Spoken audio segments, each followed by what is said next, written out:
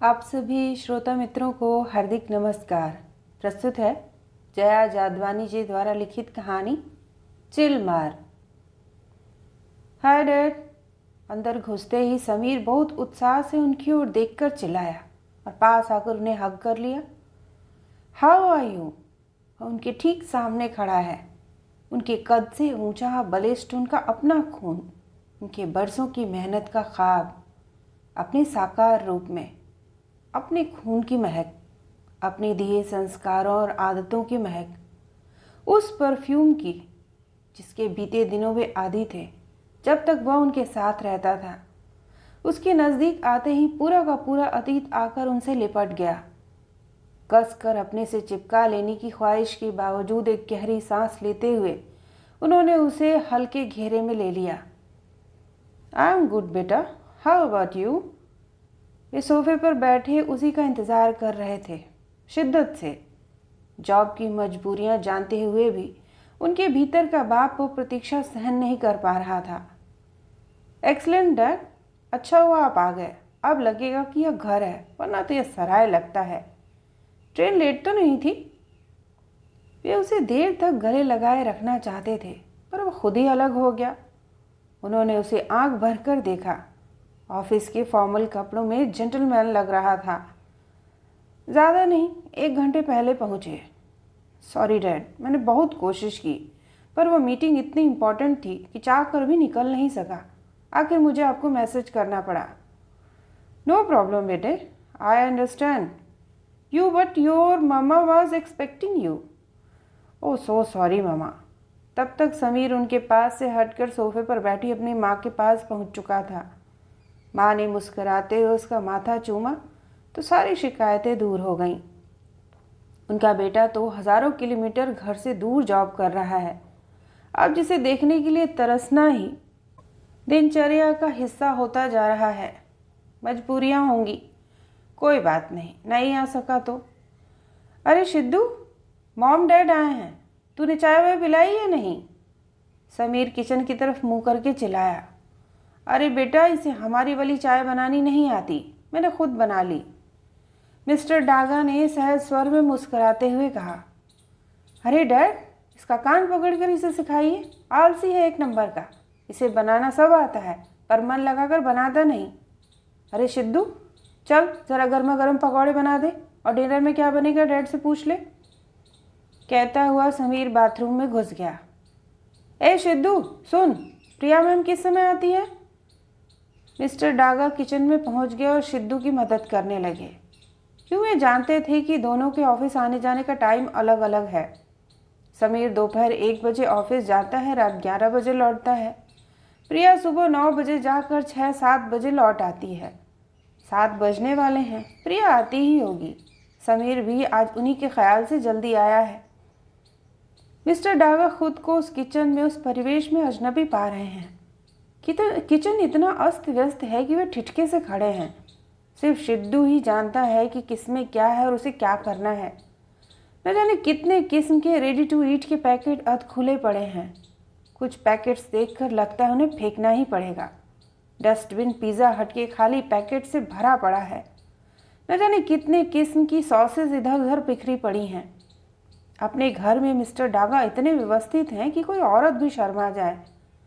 जब से मिसेस डागा ने बिस्तर पकड़ा, उन्होंने पूरे घर की जिम्मेवारी ले ली है, और पूरी जिम्मेवारी लेने का मतलब है दूसरे को स्वतंत्र कर देना। अब भी मिसेस डागा आराम से सोफे पर बैठ टीवी देखने में मग्न है। टीवी उनके अकेलेपन का बेहतरीन साथी है। इतने कैरेक्टर्स आते जाते हैं कि तालमेल बिठाते बिठाते ताल भले बिगड़ जाए, मेल बैठ ही जाता है। अपने बढ़ते वजन और कई बीमारियों से ग्रसित अब वे चल फिर भी बड़ी मुश्किल से पाती हैं। 2 साल पहले ही बेटी की शादी हुई है। दोनों बेंगलुरु में हैं, आईटी कंपनी में। मिस्टर डागा बच्चों के करियर के प्रति शुरू से ही सजग रहे। बेटी तो एक मल्टीनेशनल कंपनी में यूएसए में है, अपने पति के साथ हर तरह से सुखी। टाइम के अलावा उनके पास हर चीज़ है, वे चीज़ें जिनका कभी तसव्वुर तक नहीं किया जा सकता। वक्त ख्वाबों से बहुत आगे निकल गया है। ख्वाब तो ज़िंदगी से बस 4 कदम आगे चलते हैं। बेटा बहू यहाँ है, खुद पति पत्नी वहाँ इलाहाबाद में, सारी जिम्मेदारियां निभा चुका कर बड़ी सरकारी नौकरी से रिटायरमेंट लेने के बाद सालों का सफ़र, एक मामूली सी नौकरी से शुरुआत करके महकमे के सबसे बड़े अफसर बनकर रिटायर हुए मिस्टर डागा। क्या रुतबा, क्या शान। बाज़ मर्तबा उन्हें खुद यकीन नहीं आता कि कहाँ से चलकर कहाँ पहुँच गए। रिटायर होते ही आधे से ज़्यादा लोग कम हो गए उनकी ज़िंदगी में। तो क्या लोग अपनी ज़रूरतों के वक्त ही उन्हें याद करते थे? जिन हकीकतों को हम पहले से ही जानते हैं, तमाम कोशिशों के बावजूद उन्हें अपने गले से नहीं उतार पाते। यह बात बहुत चुभने वाली है ना, कि अब तुम किसी के लिए भी इतने इम्पॉर्टेंट नहीं रहे। वे बड़े प्यार और चाव से बेटे का 2 BHK फ्लैट देख रहे हैं। ठीक ठाक से सोफे, छोटी सी 4 कुर्सियों वाली कांच की डाइनिंग टेबल जिस पर सॉसेस की कुछ बोतल रखी हुई हैं, इधर उधर कुछ तस्वीरें टंगी जो उन दोनों की ही हैं। एक आध तस्वीर उन दोनों की नहीं लग सकती थी यहाँ।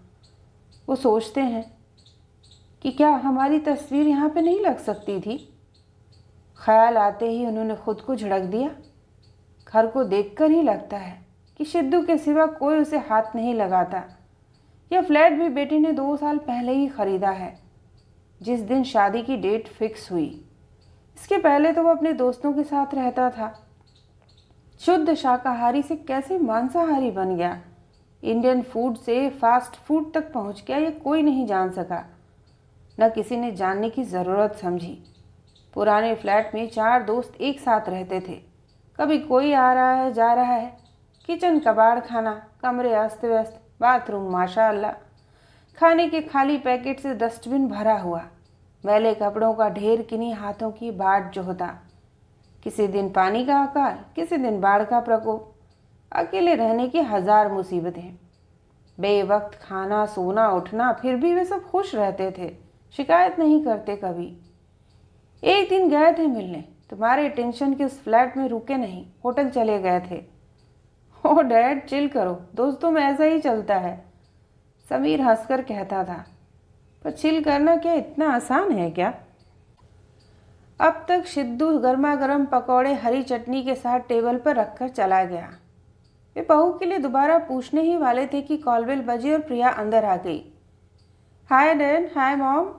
वह हंसती हुई उनके पास आकर ज़रा सा झुकी तो उन्होंने उसे पैर नहीं छूने दिए, सिर पर हाथ रख दिया। भले बेटे ने अपनी मर्जी से शादी की है, पर उन्हें कोई शिकायत नहीं है। लड़की भली है, प्यारी भी। How was your journey? It was fine बेटे, how are you? Quite good daddy. बस जॉब और हम। आप लोग शुरू कीजिए, मैं आती हूँ, कहकर वह अपना हैंड बैग उठाकर अंदर जाने लगी। अब कल नहा लेना, बैठ जाओ, समीर उस जाती हुई को देखकर चिल्लाया। Shut up. एक मीठी झिड़की देकर वह अपने रूम में चली गई। सुबह बिना नहाए चली जाती है, शाम को आकर नहाती है, समीर ने हंसते हुए कहा और पानी के लिए सिद्धू को आवाज़ लगाई। रात का 1 बज रहा है। मिस्टर डागा को नींद नहीं आ रही। मिसेस डागा नींद की गोलियां खाकर नींद का इंतज़ार कर रही हैं। 12-1 बजे तक वे केवल टीवी ही देखती हैं। मिस्टर डागा को टीवी सख्त नापसंद है। वे शाम को रोज़ाना क्लब जाते हैं बैडमिंटन खेलने। सुबह जल्दी उठकर मॉर्निंग वॉक के लिए निकल जाते हैं। आते आते कभी तो रेडीमेड ब्रेकफास्ट ले आते हैं, जिस दिन कुछ नया खाने का मन हो, नहीं तो घर आकर पत्नी को जगाते हैं, उन्हें चाय पिलाते हैं, अपने कुछ ज़रूरी काम निपटाते हैं, फिर सैंडविच बना लेते हैं। नहीं, कोई शिकायत नहीं है ज़िंदगी से, फिर भी न जाने क्यों खुद को रीतता बीतता महसूस करते हैं। क्या यहीं पहुंचने के लिए चले थे? हाँ, एक अच्छी नौकरी से रिटायरमेंट, एक अच्छी पेंशन, मजबूत फंड, अपने पैरों पर खड़े बच्चे, और क्या। वे खुद से कहते हैं और चुप पलंग पर बैठे रहते हैं। ये तो कोई चुप उनके साथ उठता बैठता सोता जागता है ना। मिस्टर डागा को इससे डर लगता है। भरी हुई बंदूक है यह, और निशाने पर मिस्टर डागा स्वयं। ड्राइंग रूम से समीर और प्रिया की आवाज़ें आ जाती हैं कभी कभी। वे अपने अपने लैपटॉप के सामने बैठे हैं, उसी में डूबे, बीच बीच में कोल्ड ड्रिंक और वेफर्स जैसी चीज़ें खा रहे हैं। आखिर उनसे रहा नहीं गया, बाहर निकल आए। अरे तुम लोग सो नहीं रहे? सारा दिन कंप्यूटर के सामने बैठकर नहीं थकते जो रात को भी इसे लिए बैठे हो? वे दोनों रात के छोटे छोटे कपड़ों में 2 सोफों पर धंसे बैठे हैं। प्रिया उन्हें देखते ही दूसरे कोने में सरक गई। ईयरफोन के साथ लगे माइक में उसकी बातें बदस्तूर जारी हैं। कौन है इस वक्त? वे ठिठके खड़े रहे। जी किया पूछ लें, पर नहीं, ये सीमाओं का अतिक्रमण होगा। उन्हें तो बहू की हाफ पैंट भी खटक रही है। टॉप इतना छोटा और टाइट है मानो संसार में कपड़े का अकाल हो। ये बड़े ब्रांड जितने बड़े पैसे लेते हैं, कपड़े उतने छोटे देते हैं। उनकी आंखों की तुरशी प्रिया तक नहीं पहुंची। उसकी आंखें स्क्रीन पर और उंगलियां कीबोर्ड पर थीं। ओ डैड, चिल मारिए, अभी उठते हैं। यही तो वक्त होता है दोस्तों से चैटिंग करने का। समीर ने बिना सिर उठाए हंसकर कहा। वो भी स्काइपी पर है। जिनसे कभी मिले नहीं हो, मिलोगे भी या नहीं, उनसे इतनी बातें? तुम तो कभी अपने पड़ोस में भी नहीं गए, उन्होंने कहा। लेकिन जरूर पर किसी ने सुना नहीं। वे वहीं सोफे पर बैठ गए, फिर उठकर पत्रिकाएं ढूंढने लगे। एक भी पत्रिका पूरे घर में नहीं दिखी। डैड, क्या ढूंढ रहे हैं? बेचैन चहलकदमी से समीर बेचैन हुआ। कुछ पढ़ने को नहीं है? यह है ना, उसने मोबाइल की तरफ इशारा किया। जो मन करे पढ़िए, घर में कूड़ा रखने की क्या ज़रूरत है? इसमें नहीं पढ़ा जाता मुझसे। अच्छा, आज का न्यूज़पेपर ही दे दे। न्यूज़पेपर भी नहीं मिलेगा डैड, सिर्फ आज का नहीं, हर मिनट का। आपका मोबाइल कहाँ है? रूम में? हाँ, न्यूज़पेपर नहीं आता। समीर ने नौ में सिर हिला दिया। अविश्वास से वे उसे देखते रह गए। वहाँ तो वे 5 न्यूज़पेपर मंगवाते हैं। घंटा भर तो उसी को उलटते पुलटते बीत जाता है। जो सुबह नहीं पढ़ पाते, रात को देख लेते हैं। पर मेरा तो काम नहीं चलेगा बिना न्यूज़पेपर पढ़े, उनके मुंह से निकला। तो सिद्धू से मंगवा लीजिएगा, नीचे ही तो मिलता है, समीर ने झट से कहा, जैसे कह रहा अभी तो पीछा छोड़ो।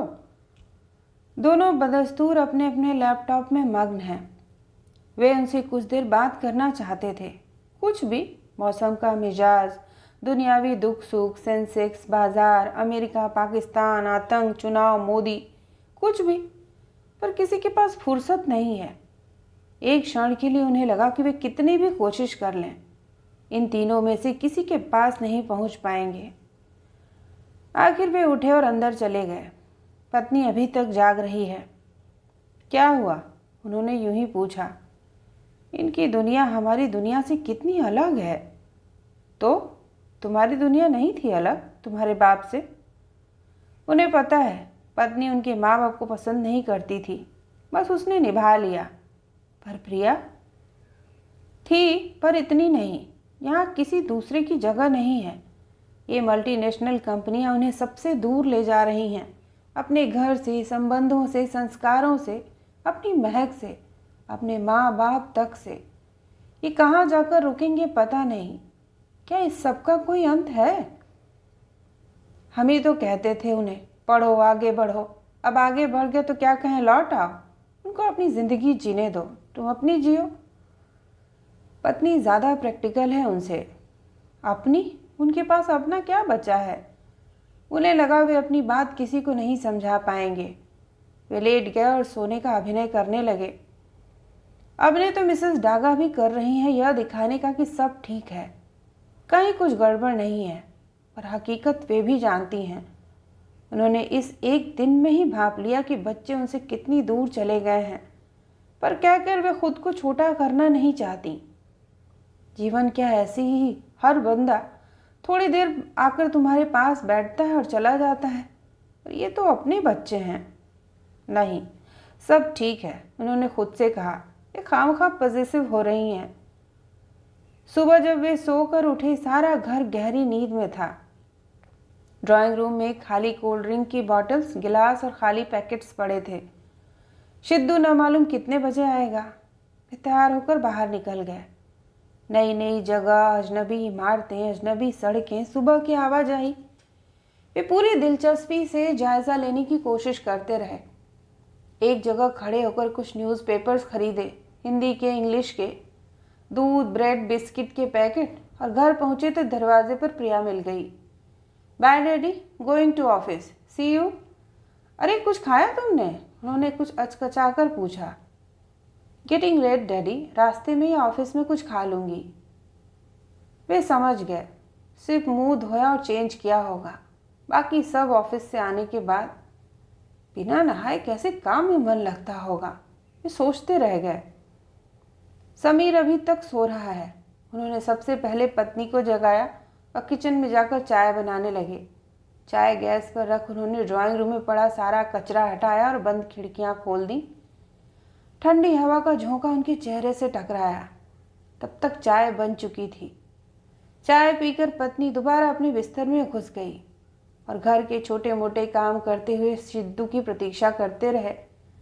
सिद्धू लगभग 11 बजे आया। तब तक वे नहा धोकर नाश्ता कर चुके थे, पत्नी को खिला चुके थे। आते ही सिद्धू ने पूछा, what do you want for lunch? Oh, ये भी इंग्लिश बोलता है। Sameer, it's at home. No, he takes a cup of coffee only. Prepare dal and any vegetable, okay? Good morning dad. खाने को तैयार दिखता समीर अपने बेडरूम से बाहर निकला। जा रहे हो बिना कुछ खाए? जी, शाम को डिनर के लिए बाहर चलेंगे, मैं जल्दी आने की कोशिश करूँगा, बाय। और वह निकल गया।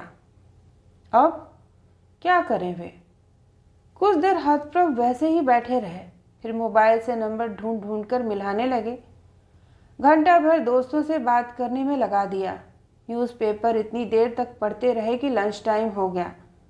सिद्धू ने उन दोनों को लंच परोसा और अंदर चला गया। जूठी प्लेट रखने जब वे किचन में गए तो इतना सारा खाना देखकर हैरान रह गए।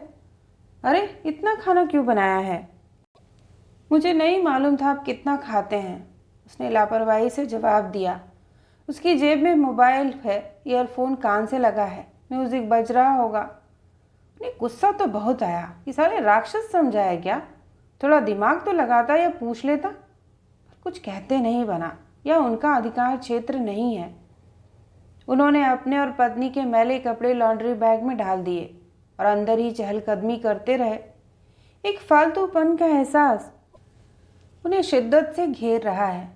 क्या करें, कहाँ जाएं? ये दुनिया उनके लिए कितनी अजनबी है और तालमेल उन्हें ही बिठाना है। ताल तो हर हाल में। 5 स्टार होटल से वे शानदार डिनर करके लौटे हैं। सब कुछ शानदार था। भव्य बिल्डिंग, भव्य रेस्टोरेंट, भव्य इंटीरियर, भव्य आते जाते लोग, भव्य वेटर, भव्य बिल। इतने रुपयों में तो वे कभी पूरे महीने का घर खर्च हंसते हंसते चला लेते थे। समीर और प्रिया को बाहर खाने का बहुत शौक है। डिनर अक्सर वे बाहर करते हैं या होम डिलीवरी के तहत कुछ मंगवा लेते हैं। घर पर खाना 9 के बराबर बनता है। तुम्हारे महीने भर बाहर खाने का बिल कितना आता होगा? वापसी में मिस्टर डागा ने यूं ही पूछा। 25 से 30 हजार, समीर ने मुस्कुराते हुए कहा। तुम लोग सिद्धू से क्यों नहीं बनवाते? उसके टाइम से हमारा टाइम मैच नहीं करता, फिर उसका typical Indian type food we don't like, Priya ने मुंह बनाते हुए कहा। वे चुप रह गए थे। यह भी नहीं कह सके कि फिर तुम मिलकर क्यों नहीं बनाते। अपने बेटे बहू की जिंदगी देखना पर्दे पर कोई फिल्म देखने जैसा ही है। ये प्राइवेट कंपनीज जितना पैसा देती हैं, बच्चे उसी के हिसाब से अपना जीवन बदल लेते हैं। तुम लोग कोई फ्यूचर प्लान क्यों नहीं करते? उन्होंने चिंतित स्वर में कहा। चिल मारो डैड, यही हमारा प्रेजेंट है, यही फ्यूचर, समीर ने हंसते हुए कहा। खाना खाते समय भी उसकी नज़रें मोबाइल पर थीं। हर मिनट वे फेसबुक, व्हाट्सएप और ट्विटर देख रहे हैं। न जाने क्या क्या तो है उनके मोबाइल पर, एक पूरी की पूरी अनडिस्कवर्ड दुनिया, जिनके रहस्य हर लम्हा इनके सामने खुलते हैं। अभी किसी बात पर हैरान नहीं होते। वे सब ड्राइंग रूम में टीवी देख रहे हैं। बारिश ने कश्मीर का हाल बुरा कर दिया है। लोग इतनी बुरी तरह फंसे हैं कि उन्हें निकालना मुश्किल है। उन्होंने बेटे की तरफ देखा। देख रहा है कश्मीर का हाल, पिछले 60 सालों का रिकॉर्ड टूट गया है। 200 लोगों के मरने की खबर है। इसका मतलब ज़्यादा मरे होंगे, लाखों लोग फंसे हैं। उन्होंने चिंतित स्वर में कहा। चिल मारो dad, we have already donate some money. When? वे अकचकाए। Last night. कमाल है, कंसर्न दिखाई भी नहीं देता, काम हो भी जाता है। वे जिस बात को सोचते रह जाते हैं बच्चे कर भी देते हैं। क्या उन्हें सचमुच कुछ व्यापता है या हमेशा इतना कूल कैसे रहते हैं, अपने आभासी संसार में गुम? उन्हें वे आपस में बातें करते भी कम ही देखते हैं, जैसे दो समानांतर दुनियाएं आसपास हों। रस्मी आवाजाही के बाद वे अपनी दुनियाओं में खो जाते हैं। कितना स्पेस देते हैं वे एक दूसरे को? क्या बेटे में उन्हीं से गई हैं ये बातें? वे भी तो पत्नी के अंदरूनी जीवन में बिल्कुल दखलंदाजी नहीं करते थे ना, उन्हें अपनी दुनिया में शामिल भी नहीं करते थे। अपने अहम को सुरक्षित रखने का बढ़िया उपाय लगता था उन्हें। अब तो जवानी गई सब गया वाली बात है। अब तो इतना एकांत है कि उसे महफूज रखने की नहीं, भरने की चिंता बनी रहती है। वे बहुत देर तक बच्चों के बारे में सोचते रहे। ठीक है, उन्हें क्यों अजीब लग रहा है? वे खुद इतनी गैर जिम्मेदाराना जिंदगी नहीं जी सके इसलिए। आखिर जिंदगी को जिम्मेवारी उठाने की यातना या व्यवस्था का नाम तो है नहीं। हालांकि अधिकतर लोग ऐसा ही जानते और मानते हैं ना। यह किसी ऐसे गुह्यतम रहस्य को अनावृत करना है जिसकी बाबत तमाम प्राचीन ग्रंथ भरे पड़े हैं। अगर वे इसी तरह जीना चाहते हैं तो यही सही। अब वे किसी का मार्गदर्शन नहीं करना चाहते, न उन्हें ज़रूरत या चाह है। अपना मार्ग तो वे आज तक नहीं ढूंढ सके। दूसरे दिन बच्चों के ऑफिस जाने के बाद वे फ्लैट से नीचे उतरे और अकेले घूमने निकल पड़े। पत्नी से व्यर्थ इसरार किया जरूर।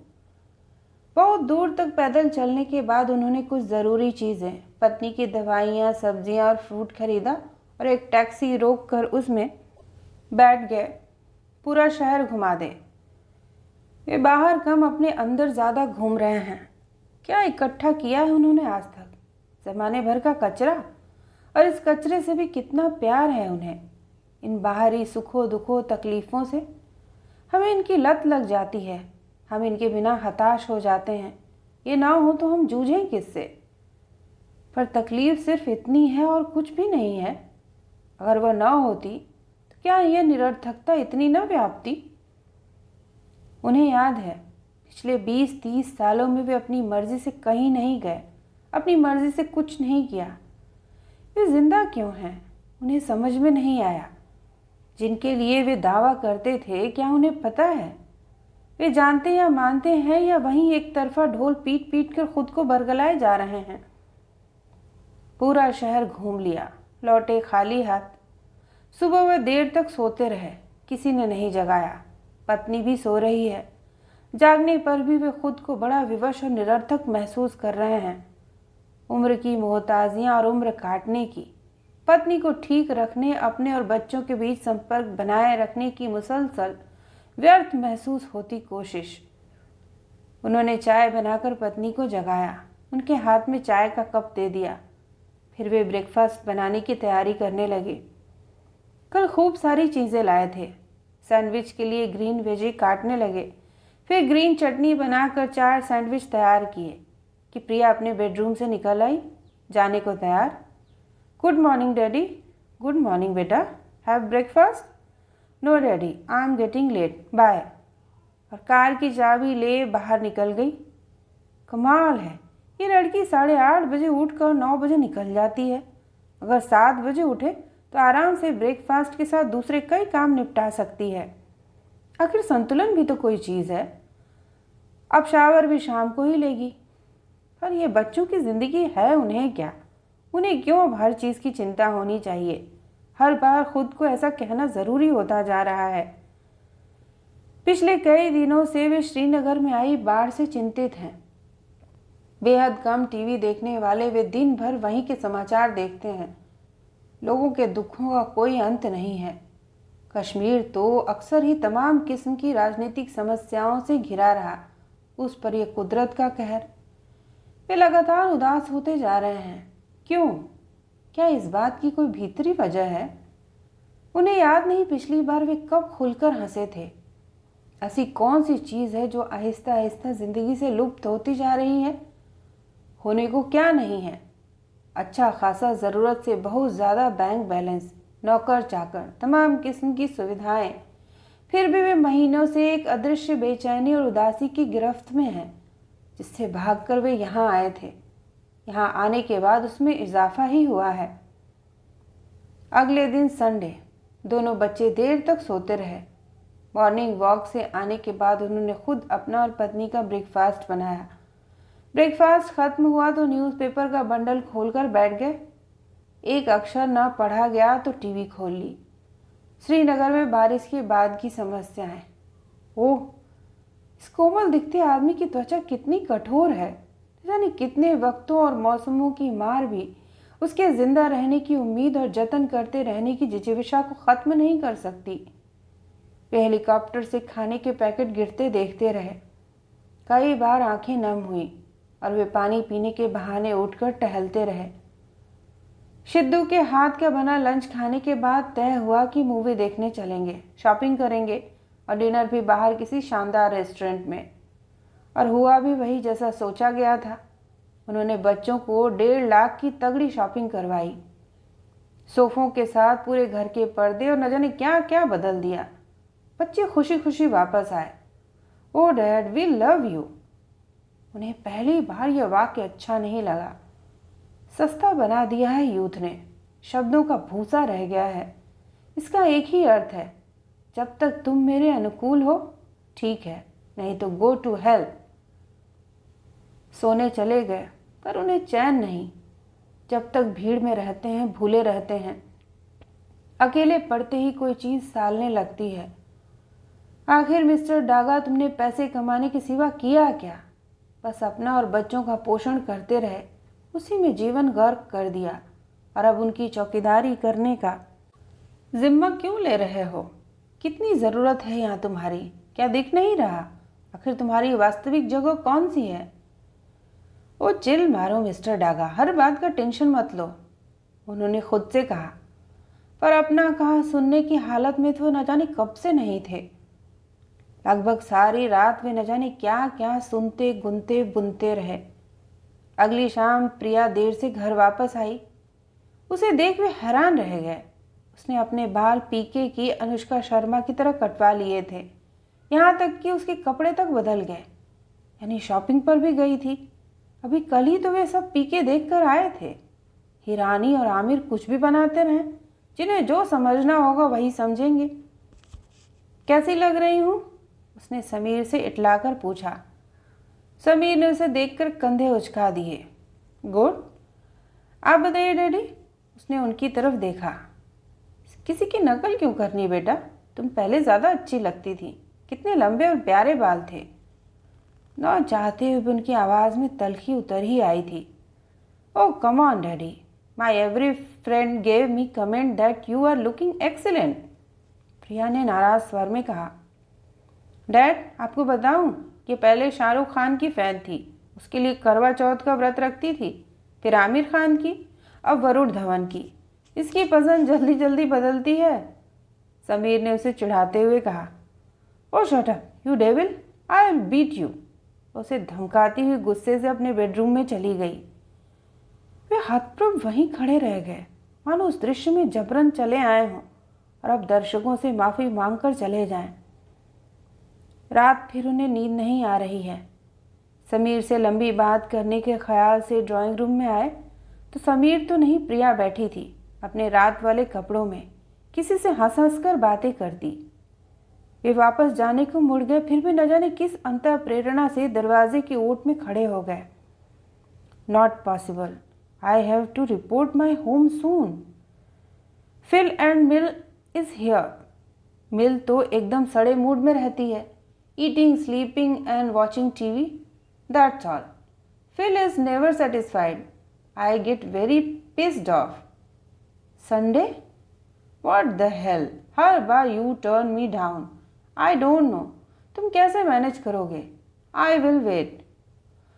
Don't compare to shit together. Shopping is not the compensation. Fuck up. उसने गुस्से में फ़ोन काट दिया। मिस्टर डागा बहुत देर तक सख्ते में खड़े रह गए। उन्हें एक बार फिर यकीन नहीं आ रहा था कि बच्चे और वे खुद दो अलग अलग दुनियाओं के बाशिंदे हैं जो कभी नहीं मिलते। अभी तो एक दूसरे की आवाज़ सुनाई देती है, भविष्य में हो सकता है वो भी सुनाई देनी बंद हो जाए। वे दीवार के सहारे धीरे धीरे अंदर चले गए अपने बेडरूम में। देखा मिसेस डागा जाग रही हैं। वे उनकी बगल में बैठ गए। यहाँ से जाने का वक्त आ गया, उन्होंने बहुत धीमी आवाज़ में कहा। मुझे भी यही लग रहा है। मिसेस डागा ने उनकी तरफ नहीं देखा। मिस्टर डागा को लगा कि उन्होंने मिसेस डागा के रोने की आवाज़ सुन ली है। उनकी कुछ कहने की हिम्मत नहीं पड़ी। टीवी म्यूट पर है, कुछ सुनाई नहीं दे रहा, सिर्फ तस्वीरें बदल रही हैं। कभी हम कितनी शिद्दत से चाहते हैं कुछ सुनाई न दे। सारी रात वे एक दूसरे की बगल में लाशों की तरफ पड़े रहे। उठे एक निर्णय के साथ, जिंदगी जितनी भी बची है उसे कैसे भी व्यतीत करने का अधिकार वे खुद को नहीं दे सकते। अगली सुबह जब बेटे से सामना हुआ तो उन्होंने पास बुलाकर कहा, सुनो समीर, ज़रा नेट पर हमारे जाने की टिकट देख लेना। व्हाट डैड, आप तो कम से कम 1 महीना रहना चाहते थे। बस बेटा, तुम लोगों को देख लिया, वहाँ भी घर खाली पड़ा है। बट डैड, बस मंजस में पड़ गया। ओ चिल मार यार, आते जाते रहेंगे। मिस्टर डागा मुस्करा रहे थे। Okay, has you wish. कब की करवाऊँ? जितनी जल्दी मिल जाए, ना मिले तो फ्लाइट की देख लेना। ठीक है डैड, मिलते हैं शाम को। आज कहीं चले? नहीं यार, सब देख लिया, अब क्या देखना बाकी है। समीर सिर हिलाता हुआ बाहर निकल गया। वे जाते हुए समीर की पीठ देखते रहे। क्या पता पीठ पर ही वो लिखा हो जिसे वे आज तक चेहरे में ढूंढते रहे। तो यह थी जया जादवानी जी द्वारा लिखित कहानी। सुनने के लिए आप सभी का धन्यवाद।